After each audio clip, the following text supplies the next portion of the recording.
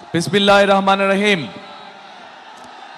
আজকের এই নির্বাচনী জনসভায় উপস্থিত সম্মানিত সভাপতি, উপস্থিত ধানের শীষের প্রার্থীগণ, নেতৃবৃন্দ, আমার সহকর্মীবৃন্দ এবং উপস্থিত খুলনা, সাতক্ষীরা এবং বাগেরহাট থেকে আগত আমার প্রিয় ভাই ও বোনেরা, আসসালামু আলাইকুম।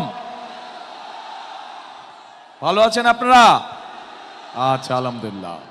প্রিয় ভাই বোনেরা, আজকে আমরা এখানে সকলে একত্রিত হয়েছি নির্বাচন উপলক্ষে।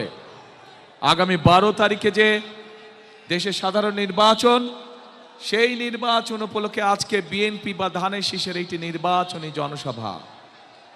প্রিয় ভাই বোনেরা, আমরা বাংলাদেশ জাতীয়তাবাদী দল বিএনপি আমরা বিশ্বাস করি যে শুধু কথাল ফুলঝুরি নয়, বরং দেশকে আমাদেরকে সামনের দিকে নিতে হবে ভবিষ্যতে। আমরা বিগত 15-16 বছর বহু আন্দোলন করেছি, বহু সংগ্রাম করেছি এবং এর ভেতরে আমাদের বহু নেতাকর্মী গুম, খুন, হত্যার শিকার হয়েছে। বহু হাজার হাজার লক্ষ লক্ষ নেতাকর্মী, বিএনপি সহ বিভিন্ন রাজনৈতিক দলের নেতাকর্মীরা গায়েবী মামলার অত্যাচার, নির্যাতনের শিকার হয়েছে। তারপরেও বাংলাদেশের মানুষ 2024 সালের সেই জুলাই আগস্ট মাসে দল মত নির্বিশেষে সকলের রাজপথে নেমে এসে বাংলাদেশের স্বৈরাচারকে এই দেশ থেকে বিদায় করেছিল। প্রিয় ভাই বোনেরা, বিগত 16 বছর ধরে বাংলাদেশের মানুষ তার রাজনৈতিক অর্থাৎ ভোটের অধিকার প্রয়োগ করতে পারেনি। বাংলাদেশের মানুষ বিগত 16 বছর ধরে তার মতামতের ভিত্তিতে তার প্রতিনিধি নির্বাচন করতে পারেনি। শুধু সেটি জাতীয় নির্বাচনের ক্ষেত্রে নয়, এমনকি সেটি লোকাল নির্বাচনের ক্ষেত্রেও একই ঘটনা দেখা গিয়েছে। বাংলাদেশের মানুষ গত 16 বছর ধরে স্বৈরাচার সময় তাদের মনের অভিব্যক্তি প্রকাশ করতে পারেনি। কেউ যদি কথা বলার চেষ্টা করেছে, আমরা দেখেছি কিভাবে তাকে রাতের আধারে তুলে নেওয়া হয়েছে, গুম করা হয়েছে, খুন করা হয়েছিল।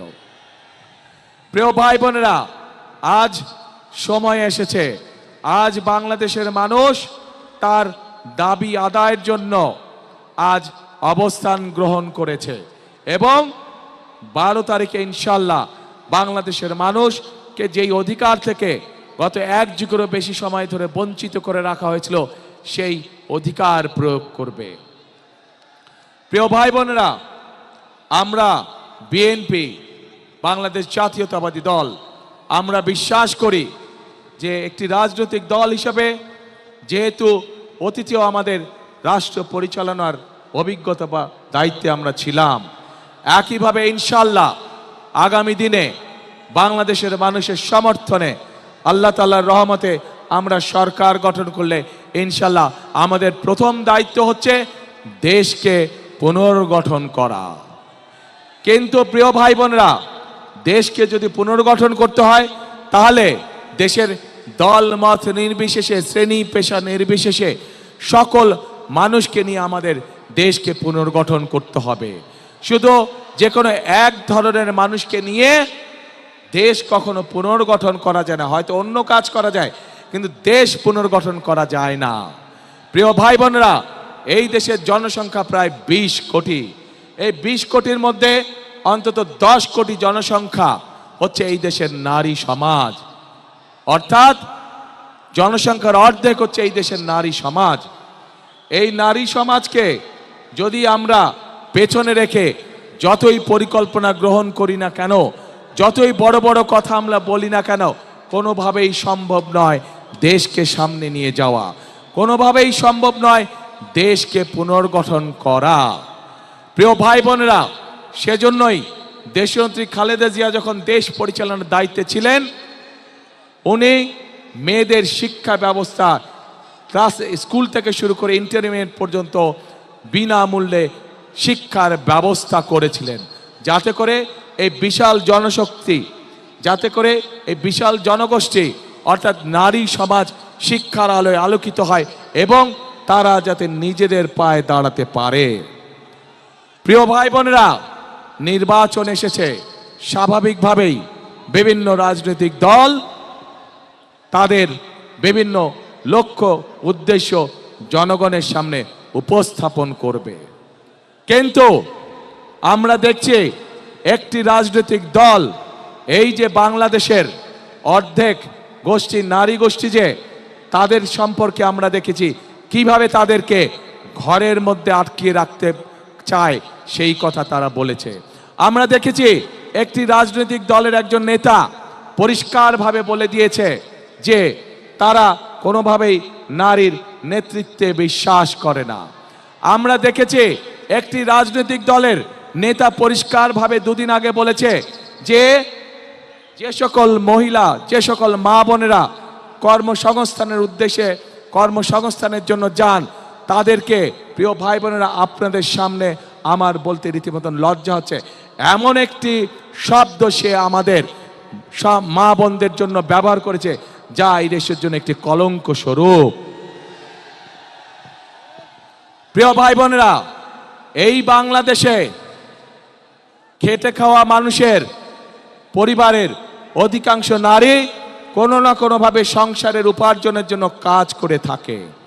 এই বাংলাদেশের লক্ষ লক্ষ 50 লক্ষের উপরে নারী আজ যেই গার্মেন্ট শিল্প নিয়ে সকলে গৌরব করে, সেই গার্মেন্ট শিল্পে নারী শ্রমিকরা কাজ করেন।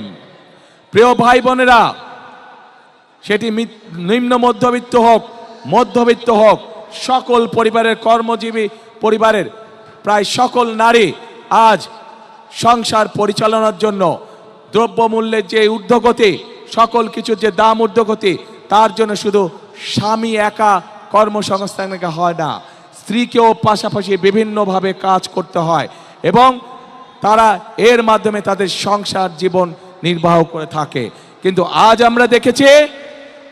আমরা দেখেছি একটি রাজনৈতিক দলের নেতা পরিষ্কারভাবে নারীদেরকে কিভাবে অসম্মানিত করেছে, তাদেরকে খারাপ ভাষা দিয়ে অসম্মানিত করেছে। প্রিয় ভাই বোনেরা, আমাদের নবী করিম সাল্লাল্লাহু আলাইহি সাল্লাম, উনার যে স্ত্রী ছিলেন বিবি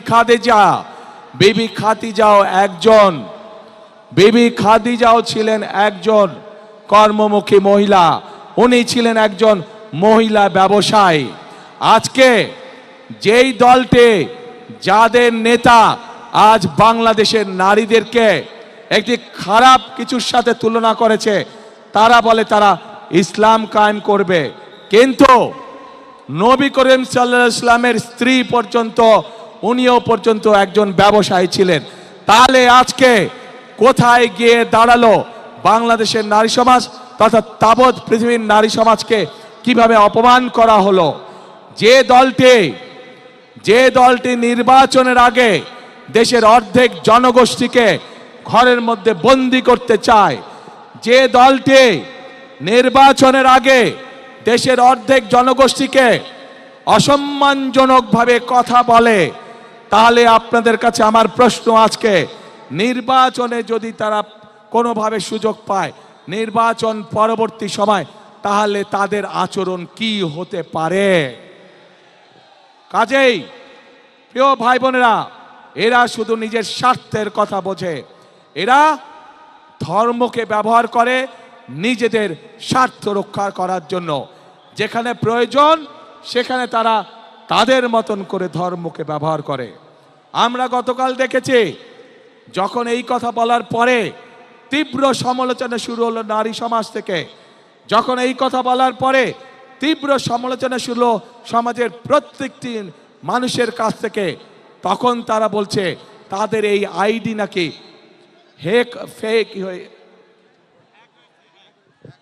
হ্যাক হয়ে গিয়েছিল। প্রিয় ভাই বোনেরা, এই বিষয়ে যারা বিশেষজ্ঞ, তারা পরিষ্কারভাবে বিভিন্নভাবে বলেছে যে আইডি এইভাবে হ্যাক হতে পারে না। একটি রাজনৈতিক দলের একজন সিনিয়র নেতা জনগণের সামনে নির্বাচনের আগে এইভাবে মিথ্যা কথা বলছে, দলটি পর্যন্ত মিথ্যা কথা বলছে, তাদের আইডি বলে হ্যাক হয়ে গেছিল, অথচ আইডি হ্যাক হয়নি তাদের। কাজেই এরা নির্বাচনের আগে নিজেদের স্বার্থ সিদ্ধির জন্য মানুষের সামনে মিথ্যা কথা তুলে ধরছে, মিথ্যা কথা তারা বলছে। এদের একটাই পরিচয়, এরা মিথ্যাবাদী। এরা নিজেদের প্রয়োজনে নিজেদের স্বার্থেরা মিথ্যা কথা বলে। যারা মিথ্যা কথা বলে, হাজারো লক্ষ কোটি মানুষের সামনে যারা মিথ্যা কথা বলে, যারা বিশেষজ্ঞদের মুখের উপরে মিথ্যা কথা বলে, এরা আর যাই হোক এরা দেশ দরদি হতে পারে না। এরা আর যাই হোক এরা কখনো মানুষের দরদি হতে পারে না। এরা আর যাই হোক এরা কখনো জনদরদি হতে পারে না। এদের দরদ শুধু এদের নিজেদের লক্ষ্যের জন্য, এদের দরদ শুধু এদের নিজেদের উদ্দেশ্যের জন্য। এবং সেই জন্যই প্রিয় ভাই বোনেরা, আমরা যেহেতু বিশ্বাস করি এই বিপুল অর্ধেক জনগোষ্ঠীকে পিছনে রেখে কোনোভাবেই দেশের উন্নয়ন করা সম্ভব নয়, সেজন্যই আমরা বলেছি ইনশাল্লাহ আপনাদের দয়া আল্লাহর রহমতে বিএনপি সরকার গঠন করলে বাংলাদেশের প্রত্যেকটি গৃহিণীর কাছে, প্রত্যেকটি মায়ের কাছে আমরা ফ্যামিলি কার্ড পৌঁছে দিব। যেই ফ্যামিলি কার্ডের মাধ্যমে আমরা দেশের নারী সমাজকে ধীরে ধীরে স্বাবলম্বী করে গড়ে তুলতে চাই, যাতে করে এই নারী সমাজ কারো প্রতি মুখাপেক্ষী হয়ে তা না থাকতে হয়, যাতে করে তারা নিজেদের পায়ে নিজেদের দাঁড়িয়ে যেতে পারে। আজকে বাংলাদেশের তাবৎ মা বোনদেরকে বলবো আমি, যারা আপনাদেরকে এইভাবে অপমানিত করে তাদেরকে আপনারা কিভাবে জবাব দেবেন, আজ সেই সিদ্ধান্ত নেবার সময় এসেছে। প্রিয় ভাই বোনেরা, শুধু তাই নয়, চিন্তা করে দেখুন তাদের দলেও কিন্তু নারী কর্মী আছে। আজ তাদের দলের নারী কর্মীতে আমাদের প্রশ্ন, আপনারাও তো ঘর থেকে বের হয়ে দলের কাজে যাচ্ছেন, ঘর থেকে বের হয়ে যে নারী কাজে যায় তাকে আপনাদের নেতা কিসের সাথে তুলনা করেছে চিন্তা করে দেখুন। তাহলে আমাদের প্রশ্ন, ওই দলের যারা নারী সদস্য আছে তাহলে তাদের প্রকৃতি পরিচয় কি? তাদের নেতার বক্তব্য অনুযায়ী তাহলে তাদের প্রকৃতি পরিচয় কে? যেই দলের নেতা নিজের দলের নারী কর্মীদেরকে এইভাবে অপদস্থ অপমানিত করতে পারে, সেই দলের নেতা যদি সুযোগ পায় তাহলে বাংলাদেশের সাধারণ নারীদেরকে, সাধারণ মা বোনদেরকে তারা কিভাবে অপদস্থ অপমানিত করবে, যার অবশ্য উদাহরণ আমরা 1971 সালেই দেখেছিলাম।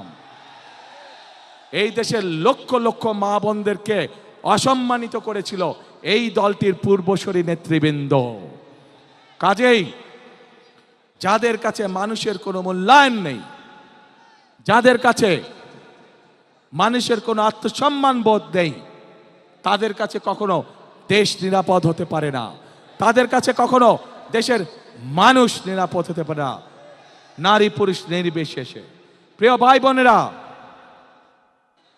বোনেরা, আজ এই খুলনা সহ, সাতক্ষীরা সহ, বাগেরহাট সহ এই বিশাল অঞ্চলে আজ বহু সমস্যা আছে। যেমন এই খুলনা ছিল একসময় শিল্প নগরী, কিন্তু আমরা দেখছি গ্যাস সহ বিভিন্ন কারণে আজ এই শিল্প নগরী প্রায় মৃত নগরীতে পরিণত হয়েছে, শিল্প মৃত নগরী। আমরা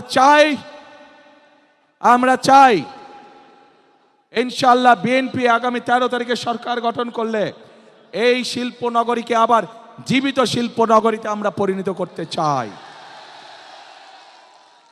যাতে করে সেই সব শিল্পের মধ্যে শুধু পুরুষরাই নয়, সেই সব শিল্পের মধ্যে যাতে নারীদেরও কর্মসংস্থান হয়, সেভাবে আমরা এই অঞ্চলের শিল্প নগরীকে গড়ে তুলতে চাই। প্রিয় ভাই বোনেরা, আমরা এইখানকার তরুণ সমাজের সদস্য যারা আছে, যুব সমাজের সদস্য যারা আছে, বিশেষ করে যারা আইটিতে কাজ করেন, তাদের জন্য এখানে গড়ে তুলতে চাই আইটি পার্ক সহ আরো ফ্যাসিলিটি, যার মাধ্যমে তারা তাদের কর্মসংস্থানের ব্যবস্থা করতে পারবে। প্রিয় ভাই বোনেরা, কৃষক এমন একটি পেশা যা বাংলাদেশের সারা বাংলাদেশের গ্রামে গঞ্জে ছড়িয়ে আছে। এই খুলনা সহ, বাগেরহাট সহ, সাতক্ষীরা, এই 3 জেলার মধ্যে আমাদের লক্ষ কোটি কৃষক রয়ে গিয়েছে, কিন্তু এই কৃষক ভাইরা বিভিন্ন রকম সমস্যার মধ্যে রয়েছে। আমরা সেই জন্য কৃষক ভাইদের পাশে আমরা মা বোনদের হাতে, গৃহিণীদের হাতে যেমন ফ্যামিলি কার্ড পৌঁছে দিতে চাই, ঠিক একইভাবে আমরা কৃষক ভাইদের কাছে কৃষি কার্ড পৌঁছে দিতে চাই। শুধু কৃষি কার্ড না, এই কৃষি কার্ডের মাধ্যমে যেমন তার ঋণ পেতে সুবিধা হবে, এই কৃষি কার্ডের মাধ্যমে সেই কৃষক ভাইয়ের হাতে আমরা যেমন প্রয়োজনীয় কীটনাশক, বীজ, সার পৌঁছে দেব। একইভাবে আমরা সিদ্ধান্ত গ্রহণ করেছি যে সকল কৃষক ভাইদের এই বর্তমানে এই মুহূর্তে 10,000 টাকা পর্যন্ত কৃষি ঋণ আছে, সেই ঋণ ইনশাল্লাহ সুদ সহ আমরা মওকুফ করব। প্রিয় ভাই বোনেরা, আজ দেশকে গড়ার সময় হয়েছে। দেশকে আমাদের পুনর্গঠন করতে হবে। এই যে লক্ষ মানুষ আজ এখানে উপস্থিত হয়েছেন, এই দেশ যদি ঠিক থাকে, এই দেশকে যদি আমরা পুনর্গঠন করতে পারি, দেশে বেকারদের কর্মসংস্থান করতে পারি, দেশের নারীদেরকে স্বাবলম্বী করে গড়ে তুলতে পারি, দেশের শিক্ষার্থীদের সঠিক শিক্ষার ব্যবস্থা আমরা তৈরি করতে পারি, দেশের মানুষের চিকিৎসা ব্যবস্থা যদি আমরা তৈরি করতে পারি, তাহলেই একমাত্র সম্ভব আমাদের সেই প্রত্যাশিত বাংলাদেশকে গড়ে তোলা।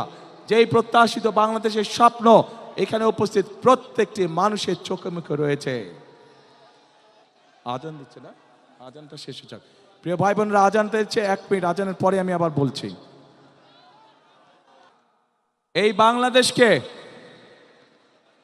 যুদ্ধ করে স্বাধীন করেছিল 1971 সালের মুক্তিযোদ্ধারা। স্বাধীনতাকে রক্ষা করা হয়েছিল, স্বাধীনতাকে অর্জন করা হয়েছিল। ঠিক একইভাবে 2024 সালের 5ই আগস্ট ছাত্র জনতার অভ্যুত্থানের মাধ্যমে সেই স্বাধীনতাকে আবার রক্ষা করা হয়েছে। প্রিয় ভাই বোনেরা, 1971 সালের যুদ্ধ পরবর্তীতে বিভিন্ন সময় গণতন্ত্র সংগ্রামের যুদ্ধে,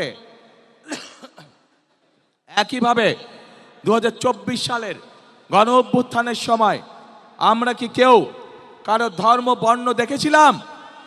আমরা কোনো ধর্ম বর্ণ দেখিনি। কে মুসলমান, কে হিন্দু, কে বৌদ্ধ, কে খ্রিস্টান, আমরা এটি দেখিনি। আমরা শুধু দেখেছিলাম গণতন্ত্রের পক্ষে, মানুষের অধিকারের পক্ষে কারা লড়াই করার জন্য রাজপথে নেমে এসেছে।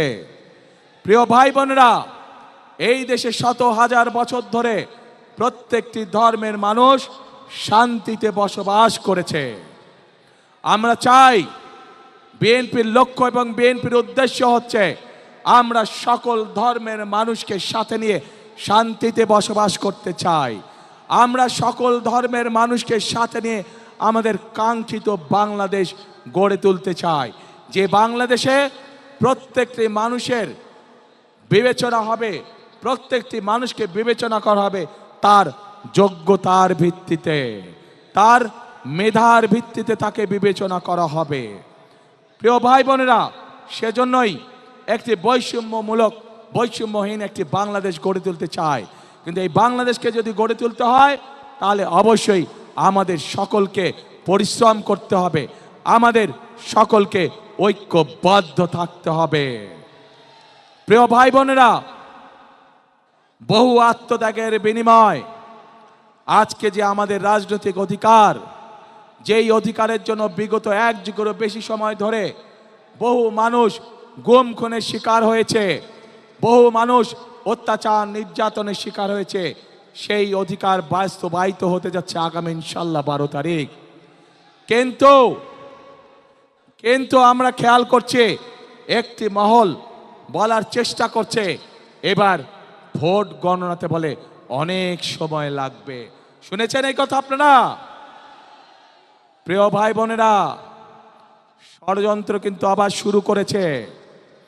এই যে যাদের কথা বলেছি প্রথমে, যারা জনগণের সামনে সকাল বিকাল মিথ্যে কথা বলছে, যারা দেশের নারী সমাজকে হেয় প্রতিপন্ন করছে, এরাই আবার ষড়যন্ত্র শুরু করেছে বিভিন্নভাবে। কারণ তারা জানে তাদের এইসব কথাবার্তা, তাদের এইসব কাজকর্ম, এইসব ফাঁকি ঝুঁকে মানুষ ধরে ফেলেছে, এবং সেজন্যই তারা বিভিন্ন ছল ছাতুরির চেষ্টা করছে। প্রিয় ভাই বোনেরা, আজ তাই এই জনসভায় দাঁড়িয়ে আপনাদের সকলকে বলতে চাই, আপনাদেরকে আজ থেকে সতর্ক থাকতে হবে, সজাগ থাকতে হবে। যে অধিকার আপনি গত 1 যুগ ধরে পাননি, আবার যাতে এই অধিকার কেউ কেড়ে নিয়ে যেতে না পারে আপনাদের সকলকে সতর্ক থাকতে হবে। দল মত ধর্ম বর্ণ নির্বিশেষে আমাদের সকলকে সতর্ক এবং সজাগ থাকতে হবে। প্রিয় ভাই বোনেরা, আমরা যদি সকলে ঐক্যবদ্ধ থাকি, সকলে যদি আমরা একত্রিত হয়ে থাকি, তাহলে অবশ্যই আমরা আমাদের সেই কাঙ্ক্ষিত বাংলাদেশ গড়ে তুলতে সক্ষম হব। এবং সেই কাঙ্ক্ষিত বাংলাদেশের স্লোগান হবে একটাই। জানেন কি সেই স্লোগান? করব কাজ, কি ভাই? করব কাজ, গর্ব দেশ, সবার আগে বাংলাদেশ। করব কাজ, সবার আগে ইনশাআল্লাহ। প্রিয় ভাই বোনেরা, আসুন আজ এই জনসভায় আমরা প্রতিজ্ঞাবদ্ধ হই যে আপনাদের সামনে অভিজ্ঞতা রয়ে গিয়েছে এবং বর্তমান মুহূর্তে যতগুলি রাজনৈতিক দল আছে তাদের মধ্যে একমাত্র বিএনপির অভিজ্ঞতা আছে দেশ পরিচালনা করার। এবং যেহেতু বিএনপির অভিজ্ঞতা আছে দেশ পরিচালনা করার, একমাত্র বিএনপির পক্ষেই সম্ভব এই বাংলাদেশকে সঠিক পথে পরিচালিত করা। প্রিয় ভাই বোনেরা, দেশকে যদি সঠিক পথে পরিচালিত করতে হয়, দুটো বিষয় আমাদেরকে অত্যন্ত সতর্কভাবে সজাগ দৃষ্টি রাখতে হবে। এক, দেশের আইন শৃঙ্খলা রক্ষা করা, যে কোনো পরিস্থিতিতে দেশের আইন শৃঙ্খলা রক্ষা করা, যেন মানুষ শান্তিতে রাজপথে চলতে পারে, যেন মানুষ শান্তিতে তার ব্যবসা বাণিজ্য করতে পারে, যেন মানুষ শান্তিতে রাতে ঘুম যেতে পারে তার নিজের ঘরে। এই অভিজ্ঞতা বিএনপির আছে। বিএনপি জানে কিভাবে দেশে নিরাপদ পরিস্থিতি তৈরি করতে হয়। প্রিয় ভাই বোনেরা, একই সাথে বিএনপির আরেকটি অভিজ্ঞতা আছে কিভাবে দেশকে দুর্নীতির করাল গ্রাস থেকে বের করে নিয়ে আসতে হয়। অতীতেও আমরা দেখেছি যে স্বৈরাচার পালিয়ে গেছে, তারা যখন অতীতে ক্ষমতায় ছিল, তারা যখন দেশকে দুর্নীতিতে সয়লাভ করে দিয়েছিল, পরবর্তীতে যখন দেশনেত্রী খালেদা জিয়া দেশ পরিচালনার দায়িত্ব গ্রহণ করেন, আমরা দেখেছি কিভাবে ধীরে ধীরে বাংলাদেশকে বিএনপি সরকার দুর্নীতির রাহু করাল গ্রাস থেকে বের করে নিয়ে এসেছিল। প্রিয় ভাই বোনেরা, সেজন্যই এই মুহূর্তে দেশকে পুনর্গঠনের জন্য যদি কোনো দল থেকে থাকে, সেটি হচ্ছে একটি দল, বাংলাদেশ জাতীয়তাবাদী দল। সেই দল হচ্ছে, সেই প্রতীক হচ্ছে একটি প্রতীক। কি সেই প্রতীক? ধানের শীষ। কাজে আসুন এই ধানের শীষের, এই বিএনপির প্রতিষ্ঠাতা শহীদ রাষ্ট্রপতি জিয়াউর রহমান মুক্তিযুদ্ধের ডাক দিয়েছিলেন। এই রাষ্ট্রপতি জিয়াউর রহমান, শহীদ রাষ্ট্রপতি জিয়াউর রহমান এই দেশে বহুদলীয় গণতন্ত্রের চালু করেছিলেন। এই বিএনপির নেত্রী দেশনেত্রী খালেদা জিয়া এই দেশে সংসদীয় গণতন্ত্র চালু করেছিলেন। কাজেই সব কাজ থেকে প্রমাণিত হয় বিএনপি কাজ করে শুধুমাত্র জনগণের জন্য। বিএনপি কাজ করে শুধুমাত্র দেশকে পুনর্গঠনের জন্য। কাজে আসুন আগামী 12 তারিখে আমরা ধানের শীষকে জয়যুক্ত করে দেশ পুনর্গঠনের কাজে আবার হাত দেই। আপনারা ক্যান্ডিডেটরা দাঁড়ান তো, শুধু ক্যান্ডিডেটরা দাঁড়ান, প্রার্থীরা শুধু আসুন আমার পাশে দাঁড়ান, দুই পাশে।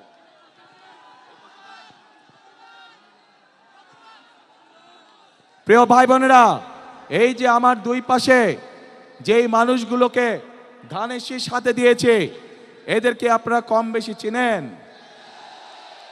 এই মানুষগুলোকে 12 তারিখ পর্যন্ত দেখে রাখার দায়িত্ব আপনাদের। ইনশাল্লাহ 13 তারিখে ধানের শীষের সরকার গঠিত হলে 13 তারিখ থেকে এই মানুষগুলো আপনার এলাকার উন্নয়ন, আপনার সমস্যা সুবিধা অসুবিধা সবকিছু দায় দায়িত্ব তাদের, আপনাদের হাতে। তাহলে আমি এই মানুষগুলোকে ছেড়ে দিয়ে দিলাম ইনশাল্লাহ। আসুন আমাদের তাহলে বসেন, আমাদের তাহলে আজকে প্রতিজ্ঞা হোক, আমরা যে কোনো মূল্যে ধানের শীষকে বিজয় করব এবং ধানের শীষকে বিজয় করার মাধ্যমে আমরা দেশ পুনর্গঠনের কাজে হাত দিব। আছেন নাকি আমার সাথে? দেশ গঠনে কারা আছেন আমার সাথে? কারা আছেন আমার সাথে দেশ গঠনে? আলহামদুলিল্লাহ, আলহামদুলিল্লাহ। প্রিয় ভাই বোনেরা, আজ তাহলে এখানেই থাকলো। ইনশাল্লাহ নির্বাচনের পরে আবার আপনাদের সাথে মোলাকাত হবে। যেদিন আমরা এই এলাকায় ফ্যামিলি কার্ড দেওয়া শুরু করব, কৃষক কার্ড দেওয়া শুরু করব, যেদিন আমরা এই শিল্পনগরীকে মৃত শিল্পনগরী থেকে জীবিত শিল্পনগরী কাজ শুরু করব, ইনশাল্লাহ সেদিন আবারও এই মাঠে ইনশাল্লাহ আপনাদের সাথে দেখা হবে। আসুন, কাজ একটাই, কথা একটাই, করব কাজ, গর্ব দেশ, সবার আগে বাংলাদেশ। আল্লাহ হাফেজ। বাংলাদেশ জিন্দাবাদ, বাংলাদেশ জাতীয়তাবাদী দল জিন্দাবাদ। আসসালামু আলাইকুম।